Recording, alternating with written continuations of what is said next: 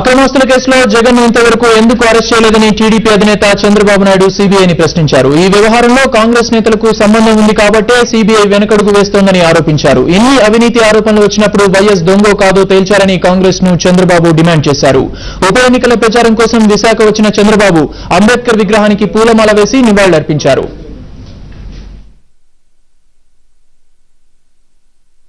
మందిని అరెస్ట్ చేశారు. జగన్ కేసులో కానీ మిగిలిన కేసుల్లో వీళ్ళపైన యాక్షన్ తీసుకోలేదు. A1 పైన కూడా కామెంట్ చేస్తున్నారు. A2 పైన యాక్షన్ తీసుకున్నారని. ఇవన్నీ కూడా చూస్తుంటే కాంగ్రెస్ పార్టీ జగన్ ఇద్దరు మ్యాచ్ ఫిక్సింగ్ గా పెట్టుకుని వెళ్ళొస్తా ఉంది.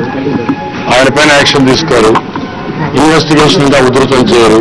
ఈ రోజు రాజశేఖర హయాంలో అవినీతి జరిగిందా లేదా, జరిగినప్పుడు సిబిఐ ఎంక్వైరీ కానీ సిఐజీ ఇచ్చిన రిపోర్టు కానీ ఇంకో పక్కన ఇన్కమ్ ట్యాక్స్ ఇచ్చిన రిపోర్టులో కానీ వాస్తవాలుంటే ఎందుకు యాక్షన్ తీసుకోవడం లేదు?